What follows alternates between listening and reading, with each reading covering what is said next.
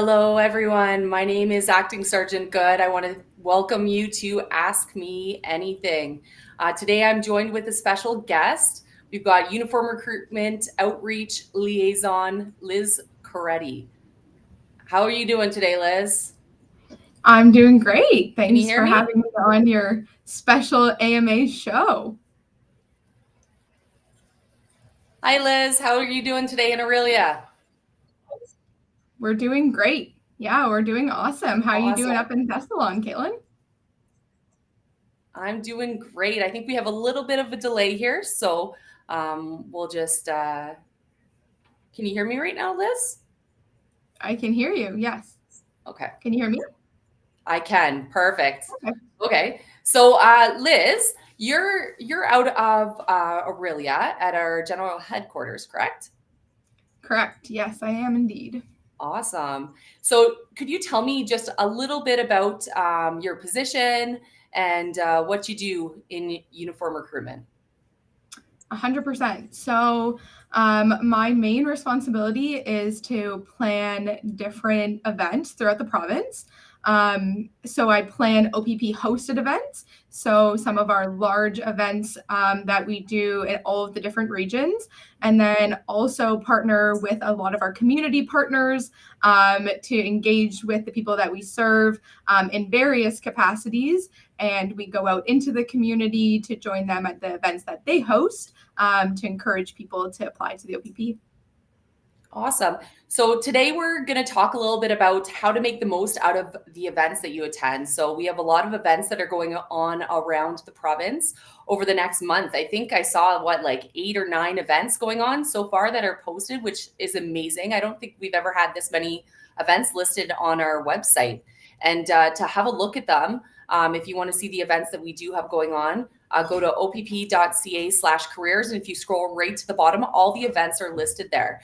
So, Liz, what events are you going to be attending? Are you going to be attending any in the GTA or in the Central Region? 100% actually. This weekend, we're going to be hosting OPP Bound North Edition. So I'm super excited about that. Congratulations to all of you who are chosen to attend that amazing event in Thunder Bay. So can't wait to meet you all tomorrow. Other than that, we have some really large scale events coming up. We just posted yesterday, May 23rd. We're going to be at the Woodbine Event Center in Toronto, and that's going to be a big open house style of event, a large OPP Career Expo, where you'll have the opportunity to come and see all the various career options that the OPP has to offer, whether it be on the uniform or the civilian side of the house. There is definitely an opportunity for you. So we encourage you to just drop on in. You don't need a registration to come. It'll be between the hours of 11 to 4 p.m. So that'll be one of our large scale events coming up. And then we have lots of shuttle runs planned throughout the province. So definitely log on to opp.ca/events and you'll be able to see everything listed and get your registration all ready to go. Awesome. Thanks. So I know that when I go to events and I'm speaking to people that are looking to apply to the OPP, there's always very similar questions that people ask me. I know the top question that I get tends to be, do I need to be a Canadian citizen? And it's great if you're a Canadian citizen, but we also accept someone with their PR, so their permanent residency. So that's one of the questions that I've noticed. Are there any questions that you've noticed at these big events that people have asked you that are really common? For sure. So I feel like we do have a lot of questions on repeat. So some of the main ones that we'll run through is, do you need police foundations in order to apply? So the answer is no. It is definitely a nice to have. You'll get amazing transferable skills from that program. However, it's not a minimum requirement. You can go onto our website, check out our minimum requirements. But for the education piece, it is a high school diploma at the bare minimum. And then any additional education is always encouraged. We encourage continuous education, constant learning before you get on and while you're on the job as well. So that's one of the main ones. We also get asked all the time in regards to employment about having a security background. Once again, nice to have, amazing transferable skills, but it's not a minimum requirement. You can work anywhere, show consistency, show great work ethic, and it'll be amazing transferable skills, I'm sure, from any job that you may have. And then honestly, the last one, the big one, is how do I apply? Go on to opp.ca/careers, go under uniform recruitment, and you will see on the sworn members side under the police constable profile, you'll see exactly how to apply. The big apply now button, that's the one you're looking for. But honestly, most of our repeat questions can all be answered on opp.ca/careers. And there'll be lots and lots of opportunity to learn more about the career, about how to apply, about the application process, all on our website. And then, of course, you could also come and visit us at one of our amazing events, and then you can get some of your questions answered there as well. And I love that you're saying go to the opp.ca/careers website, because there's so much information on there for people. A suggestion that I give everyone before they come to one of our events is do your homework. Look at the website, come up with some questions. Maybe, I know a lot of people, they write them down in their phone under the notes section. They'll write down some questions that they're thinking of. So do that. Prepare yourself so that when you do get face to face with a recruiter or one of our civilian members, you're able to ask those really important questions that you've been waiting to ask them, and you don't forget them at that time.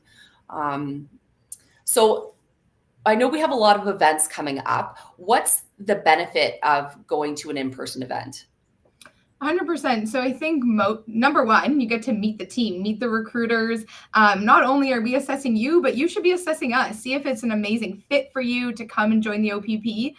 So come on out, ask your questions, get to learn from their experiences, hear their stories, hear about duration postings perhaps, and learn about the North and know about different opportunities that there is up there. The opportunity to network, get maybe some of your personal questions asked. I do see even a question in the chat asking about shuttle runs. So yes, you can submit a video of your shuttle run. 100%, we encourage that. But if there's an event near you where we're hosting the shuttle run, come on out and get the opportunity to give that a try. So there's just so many benefits of coming to actually see us in person, so that you can learn a little bit more about us and see if we're the right fit for your next step in your career. Awesome. So yeah, I see that question there about the shuttle run and how to get involved with it. So I know that you're going to be at the shuttle runs. I know that we have recruiters all over the province that are going to be at shuttle runs. So again, go there. You can ask questions to the people that are running the event, maybe after the event, once it's not as crazy busy. Stick around. You can ask those questions that you have. And it's a great way to meet other people that are going through the process too, that you might be able to network with and go through the process together. And maybe they've done their interview and you haven't, and you can kind of talk to them about what to expect, which is a great way to network. So I see there's some other questions. Liz, do you have any suggestions to anyone that's coming to our events at all? Definitely. I think mostly is be prepared. There's an amazing tool on OPP website where it's called the self-assessment tool. It's awesome. You get the opportunity to take a little bit of time to recognize your strengths and weaknesses and look at where you're at. We want you to be at your competitive best before you apply. That self-assessment tool will help you for your application and then throughout the entire hiring process. So I think that's definitely something I would recommend. Before you come out to an event, do some self-reflection, go on opp.ca/careers, learn a little bit more about the OPP, see if it's a great fit for yourself, and then come on out and join us. Get the opportunity to speak with all of us, ask any additional questions that you can't find on our Q&As, the frequently asked questions page, and then you could always join us on our AMAs as well, where we go through plenty of questions too. But that in-person connection is just really special. And then we get to know a little bit about you and you get to know a little bit about us. Awesome. And another thing, when you go to one of our OPP events, you never know if the person that's going to be interviewing you in the end is going to be at those events. So it's kind of nice to put like a face to the name before you have an interview. So that's one thing that I really like, because sometimes I end up meeting somebody at an event and then all of a sudden I hear they've gone through the process, and that's pretty cool to hear that. So Liz, one last question for you before I know you have something to get to today. So one last question I have for you. You had mentioned you're going to the OPP Bound North edition this weekend. Tell me a little bit about what's going to happen at this event, what people can expect at these events, just so that they know that if one comes up in the future, maybe it's something they might be interested in applying to. 100%. So our bound events are generally speaking over a few days, and there is many different components. So the first section of the agenda generally is a little bit more about information giving, learning about the OPP, learning about how to apply, what are the opportunities that are there. We have lots of specialty units that come out that you can get to interact with, start to build that avenue, see which what journey you want to go down within the OPP. And then you have the opportunity as well. There is some cultural pieces, especially for the OPP Bound North Edition, where we get to learn a little bit about the communities that we'll be serving. And then the second day is going to be mostly on wellness. So that'll be going over mental and physical wellness. We get the opportunity to run the shuttle run. And then, of course, if you hit level 7 or higher, you'll get that certificate, which will be valid for 30 days to apply to us and be exempted from submitting the very first shuttle run video. So there'll be plenty of opportunities for you to learn, network, and interact with the OPP in so many different capacities. So OPP Bound events will be coming up a few more throughout the year. So definitely look out for those, as it's an awesome opportunity for you to come out to. Awesome. Thank you. Well, safe travels to Thunder Bay this weekend. And if anyone's heading out there, I guess say hi to them for me. Awesome. Thank you so much for having me, and enjoy the rest of the AMA, everyone. Okay, so we have a few questions that have come in here. So, hi, Tenzin. So you've asked right now about the cadet program and when's it going to be opening for applications. So we're hoping to have a cadet class at the end of the year. We're not sure exactly when the applications when we're gonna open up the portal for the applications, but I will keep you up to date on that with the AMAs. As we have a date, we will keep you up to date with that and let you know when the date is going to be. But we are planning on having a cadet class towards the end of the year. Got somebody mentioning that they got a letter and got offered auxiliary, which is a great opportunity to volunteer and kind of get your feet wet. And it's a great stepping stone to becoming a constable. And they're wondering if they can jump from auxiliary to constable before 1 year. So if you are unsuccessful in the recruitment process to be a constable and you've been offered an auxiliary position, again, with that letter, you do have to wait a year to reapply to be a constable from the date that you receive that letter. So say you get involved with our auxiliary program, you get some experience, do some community service with us and volunteering with us and learn about being an officer. Absolutely. After a year, after it's been a year from the date that you received your letter saying that you were not successful, to be a regular recruit, you can reapply to be a regular recruit at that time. But again, you know what? We really appreciate the auxiliary members. We really want to have good people that are willing to volunteer in our communities.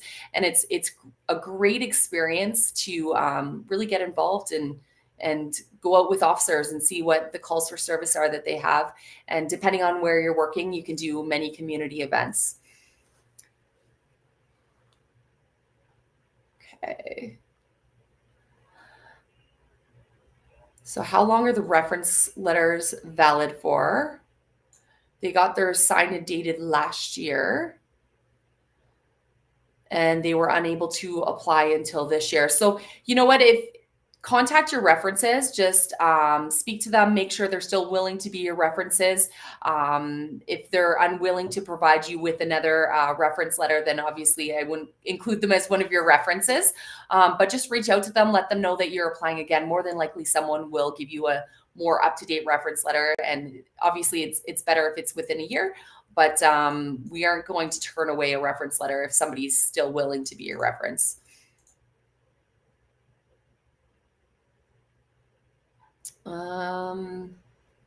So someone mentioned they made it to the last step and they got a rejection letter. So you know what? Don't think of it as a rejection letter. Think of it as an opportunity to potentially improve yourself, and kind of look at where you maybe had a weakness. You never know. Throughout the process, we do psychological testing throughout the process. We have people that are talking to all your references, background. So there's a bunch of steps that are going on behind the scenes when you have applied. So it could be anywhere within that step that maybe you fell short somewhere. So don't get discouraged if you do received a letter or a email. If this is something that you're really passionate about, kind of reflect on yourself and all the 10 areas of assessment. If there's one spot that you think that you can improve, work on that, reapply after a year.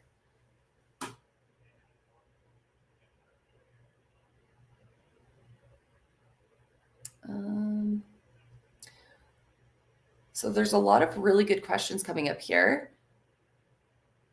So there's someone saying they have no experience being a police officer, but they think with training they can achieve it. And they're asking if we accept inexperienced personnel without English in your ranks. So obviously, English is one of our minimum requirements. We need you to be proficient in speaking, reading, and writing English.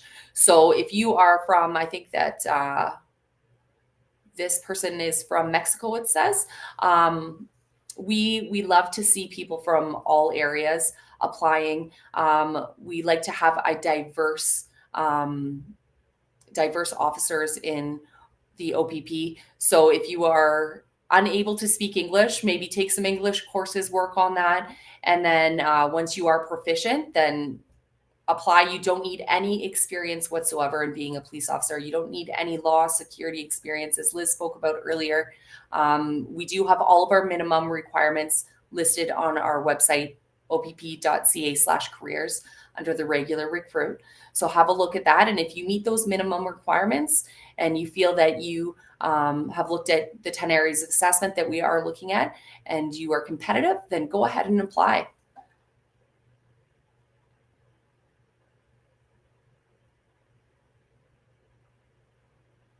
So somebody's mentioning that they were told that they were deferred by psych from another service. So if you were unsuccessful at any time in our process, it's 1 year that you have to wait before you can reapply.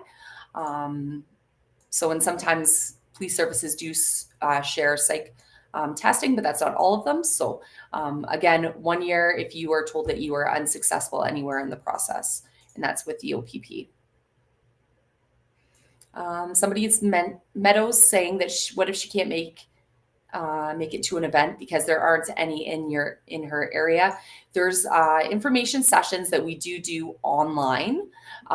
So have a look on our website, again, posted on the upcoming events. Some of them will say online. So have a look at that. And I don't know where you're located, but we do have events again all over the province, and there's going to be more coming up with the spring and summer seasons. We do tend to get out a lot more to communities and go to events. A lot of the time there are outdoor events in the summer. So have a look at our website, keep checking up on it. They're updated daily, all the events that we do have coming up, and we have events right now posted up until the end of June, or the end of May, sorry. So just keep checking our website and we might have something in your area down the road. So Matthew has asked, what is policing like in the North? And what detachments in the Northeast are you currently recruiting for? So policing in the North, it's similar to policing everywhere else. It depends on where you are. Some communities are obviously a little bit busier than others, depending on the population. I find that in Northern Ontario, people want to talk to you, Whereas down south, I was working in highway safety division, and I found that I would stop someone and I'd never see them ever again. Whereas up where I am, I'm in between Sault Ste. Marie and Sudbury right now. So in Thessalon, Ontario, I find that if I stop somebody on the side of the road, or there's a disabled vehicle on the side of the road, or I'm just going downtown doing some foot patrol, if I see people or talk to anyone, they want to talk to me. They want to talk about what's going on in the community. They want to know what's going on in the detachment, what's going on in East Algoma. So they're really curious to know what's going on, and they want to know upcoming events, things like that. Whereas when I was down south, I found that I wasn't as much community policing. Again, I was in highway safety division when I was down there, so it wasn't a general duties detachment. But that's kind of my experience. In the north, we have communities that are spaced out pretty far, depending on where you are policing. The closest detachment to where I currently am is about a half an hour to my east and about an hour to my west. So backup is further away, and you don't have as many officers working in these areas. So it's different. I love it. I wouldn't go back down south just because of now I've started a family up here, but I really, really do enjoy policing in the north, and I feel that you really get a different experience. That's for sure. Different communities, a lot. One thing I've really noticed since COVID is that in the north, a lot of people are moving up from Southern Ontario because there's more affordable housing. So when I do go to calls for service, I like to ask people if I don't recognize them, where they came from, if they moved from Southern Ontario, and I have noticed a lot more people have been moving up. So that's great as well. Somebody had asked also what the highlight of my career is. You know what? I've had so many. I've had many great opportunities that the OPP has provided me with. One of my recent highlights was going and running from Toronto to Ottawa in kind of a relay with other officers from all over Ontario in the Police Memorial Run, and it was amazing experience seeing other law enforcement officers from all over and just talking to them about their experiences and making it to Ottawa at the end of the 3 or 4 day run and all being there and just experiencing it together was a great opportunity. So that is definitely one of my recent highlights of my career.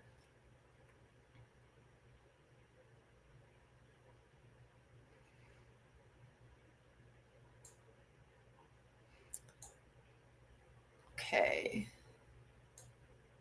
So is there anything, so Meadow's back on here, is there anything that surprised you about the job that you didn't expect before you started? You know what? When I first started, I didn't have any experience in law enforcement. To be honest, I didn't really know what to expect. I had completed 2 ride-alongs beforehand, so I kind of knew the area that I wanted to police in. But I had no idea what to expect. Really, before I started, it's been great experience. Getting a chance to police in the Northeast region, getting a chance to police in HSD, and then going up and policing in some of the Indigenous communities up north. It's been a great opportunity that I've been provided with. But things I didn't really expect was getting opportunities to police in different jurisdictions.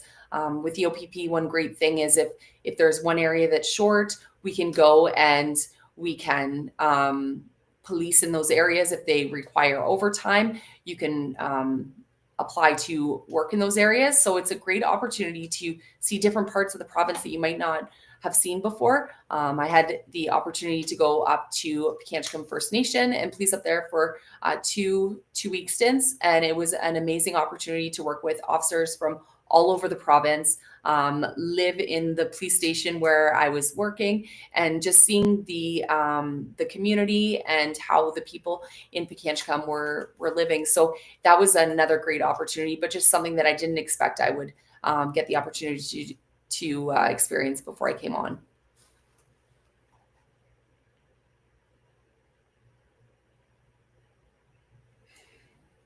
So Jalen was asking me to reflect from when I was recruit.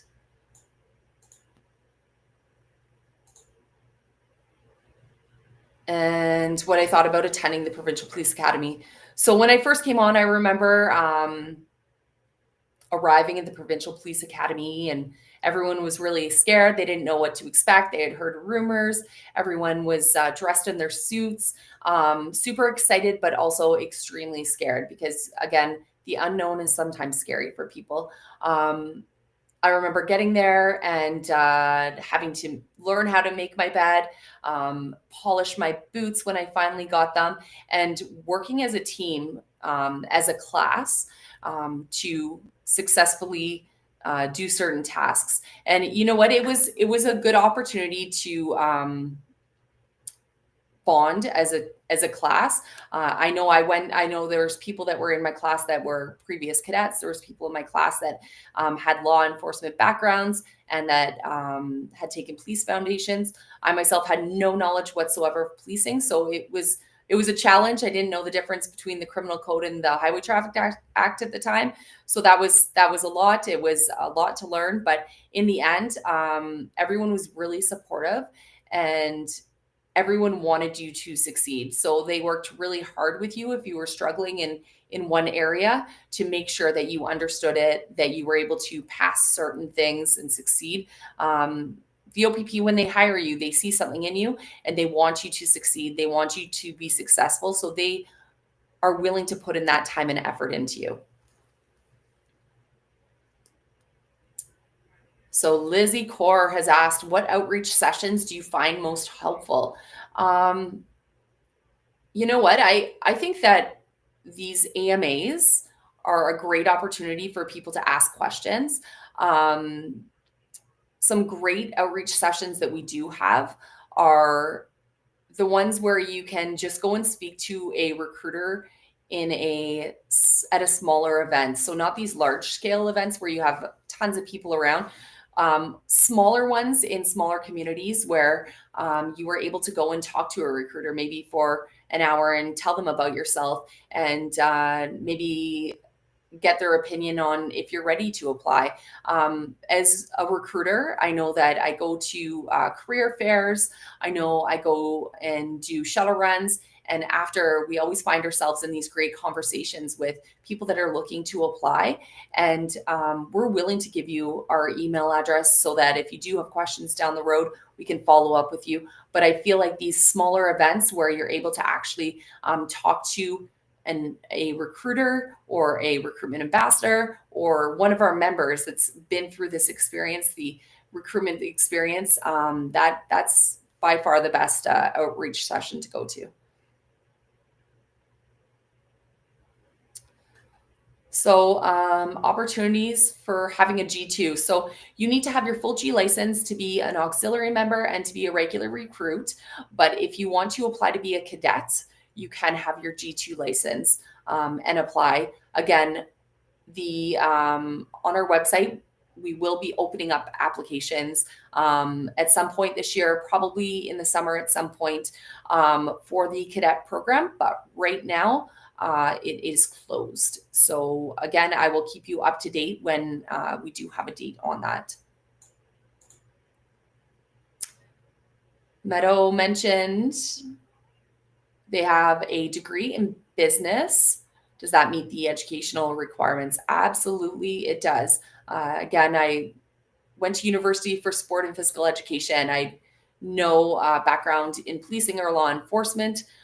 Minimum requirement is grade 12 or the equivalency. If it's from another country, that's fine as long as you get the equivalency papers done, just so that we know that it's equivalent to the Ontario grade 12.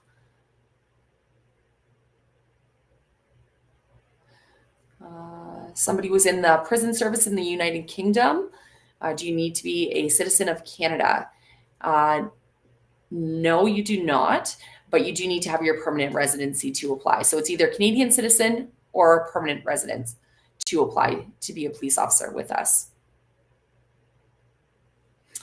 Somebody's mentioning it's their last day to send in their shuttle run video. I'm assuming that's within your 1 week. So you know what, if it's within your 1 week, don't stress out about it. Do your best to get it done today. If you can't, send it in when you can, as long as it's within that. This is your first 1 week to send it in, and we will have a look at it.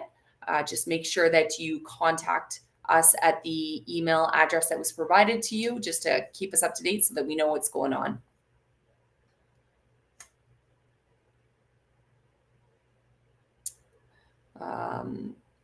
Meadows asking the difference between regular recruit and cadet. So a regular recruit is a regular constable police officer that's answering calls for service, working on the road, going to the Ontario Police College.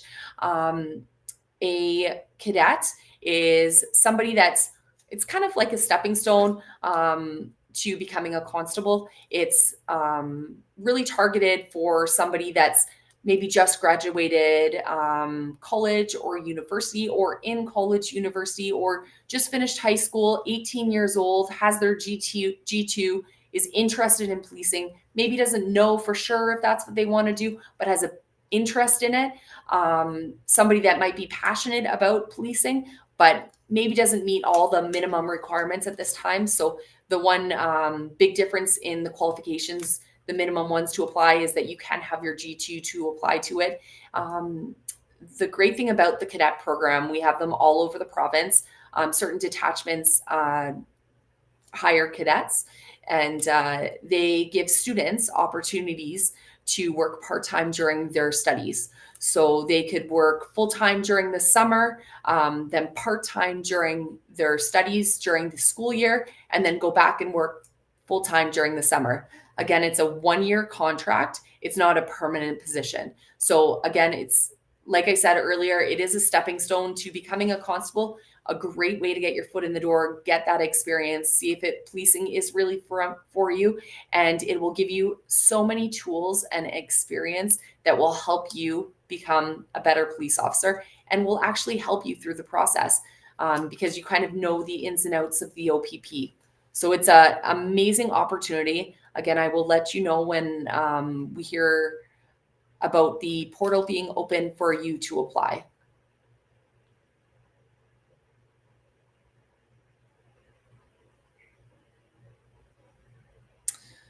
So Eve's asked about OPC. Was it overwhelming learning the criminal code, federal, provincial laws?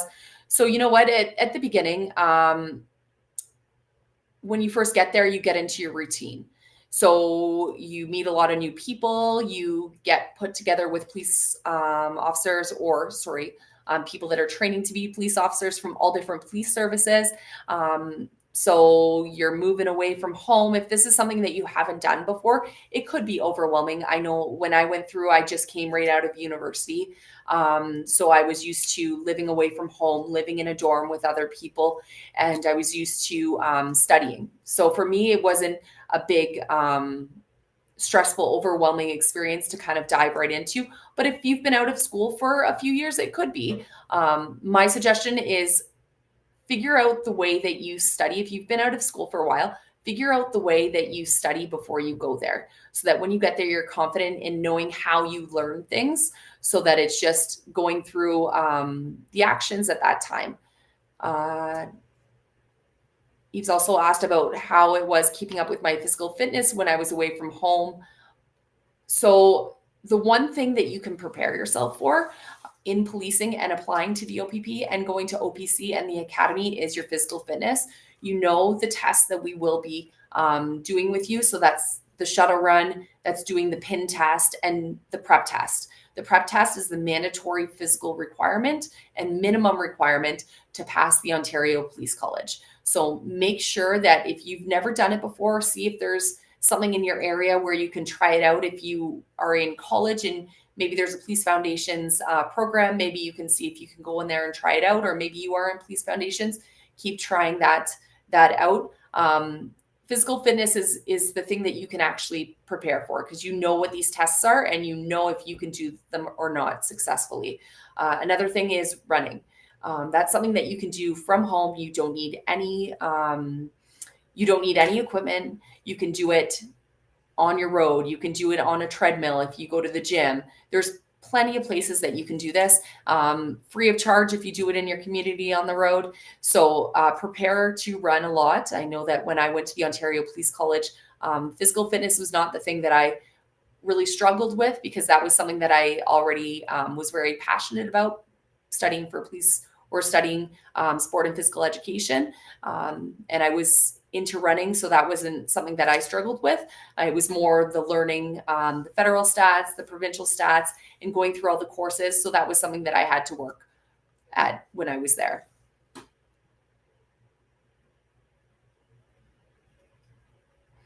So I have someone here that's saying they, again, have a business diploma. Congratulations. That's awesome. Their academic grades are not that strong. And they're interested in the auxiliary program and wondering if their academic performance would significantly impact their eligibility in the role. They're also considering taking police foundations, and they're wondering if it would be beneficial. Absolutely. You know what? Having the background in and knowledge in policing does help for sure. And if you're concerned about your grades, of course, going to college and being successful at it, getting good grades, that is something that we do look at throughout the process. When we're looking at your application, we are looking at your high school marks. We're looking at your college, university marks. We're looking to see, have you failed courses? Have you done well in courses? If you were unsuccessful in courses, how did you improve? Did you take that course again and get 90% in it? Or did you just say, I'm done with that? So these are things that we do look at. And that's for auxiliary, that's for a regular recruit, that's for if you apply to be a cadet. We are looking at your education no matter what. But if there's a reason why you were unsuccessful, why you didn't do well, we listen to your reasoning as well. So we just need you to articulate yourself and tell us what's going on. And we, in the end, just want to make sure that you will be successful in learning, that you will be successful if you are accepted or if you are hired as a regular recruit at OPC, and you are able to achieve the minimum standard to pass all the tests at the Ontario Police College. Policing is a career where we are continuously learning. So regularly we are taking courses online. They are sending us e-learning modules that we have to complete. So this is something that is ongoing throughout a career. Things are constantly changing. So you have to be willing to adapt and learn new things as a police officer.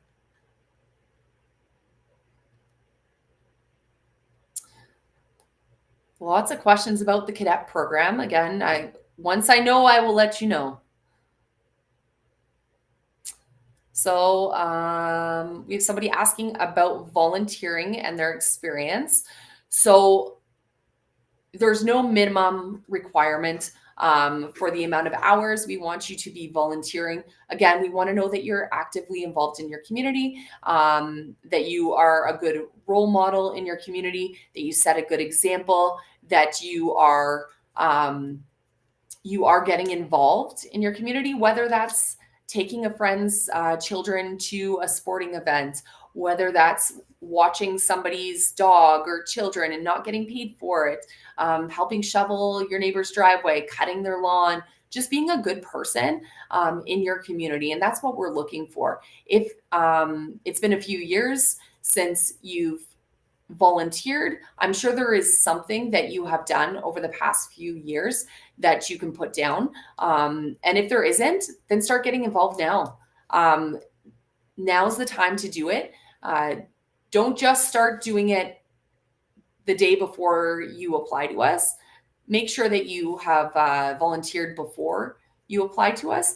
But again, if that's the one thing that's holding you back from applying, don't stress out about it. If you feel that you are at your competitive best in every other area, and maybe there's a reason why you haven't been able to volunteer, then that's fine as well.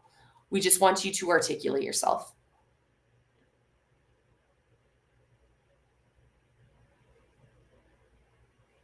Somebody's asking if Canadian high school is mandatory for someone who did high school in a different country. No, as long as your high school in the other country is equivalent to our high school in Canada, and you've graduated it, then that's totally fine.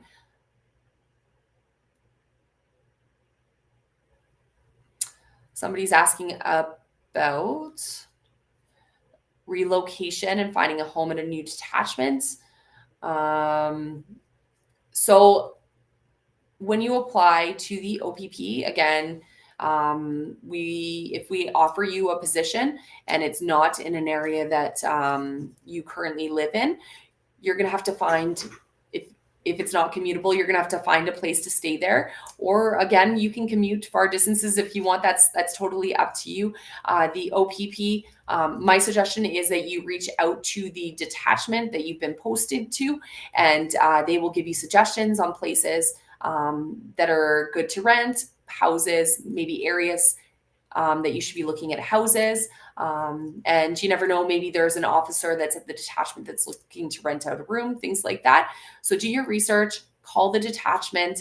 The OPP does not pay for your rent. But then again, if you're going to Northern Ontario, some of our detachments in the Northwest, I'm not sure if there's any maybe there's one in the Northeast, Moosonee. There are government housing opportunities there. And again, you will be paying rent to stay in these residences or apartments, but reach out to those detachments and you'll get a little more information. Once you complete a duration posting, the OPP will pay for you to move to another place if you are looking to transfer, say, down to Southern Ontario. If you've completed, say, a 5-year duration in Elliott Lake and you want to go to Sault Ste. Marie, as long as it's over a certain amount of kilometers, the OPP will pay for the moving of all your property. They will help with some lawyer's fees. So there's tons of things that the OPP's relocation unit will cover. And again, that's something that we don't do initially right away, but that is something that is done after the fact.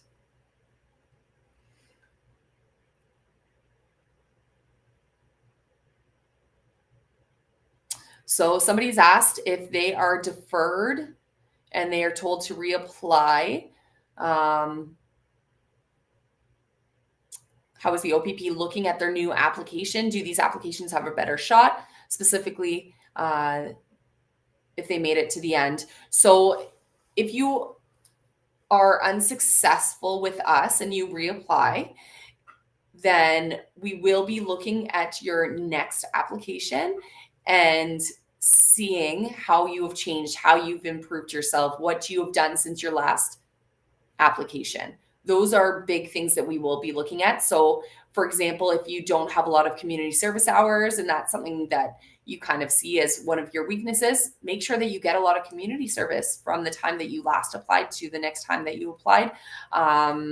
If you are lacking in maybe your educational area because you only took high school and you got 50% in high school, just passed it, maybe take some courses. There's plenty of courses online through other universities. There's some free ones online. The OPP has some challenges, Be the Bridge Challenge, Inclusion Insights. I know I've heard a lot of people do these CPKN courses online. Those are courses to show us that you are willing to continuously learn.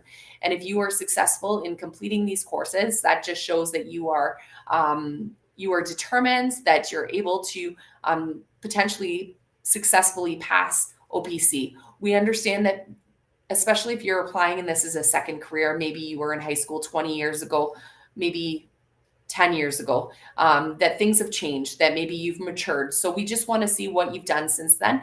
There's also other things with education, such as through your work. Maybe through work, you've taken some courses, done some training. Maybe you became a forklift operator, or maybe you took a course in, maybe you're a child and family service worker, and maybe you took some special courses there with interviewing children, things like that. So the fact that you've taken those courses, those are things that you can also add in your educational section. So again, the thing we will be looking at is the difference between your first application and the most recent one that you've completed. So make sure that you do improve any areas where you think that you are lacking. Okay.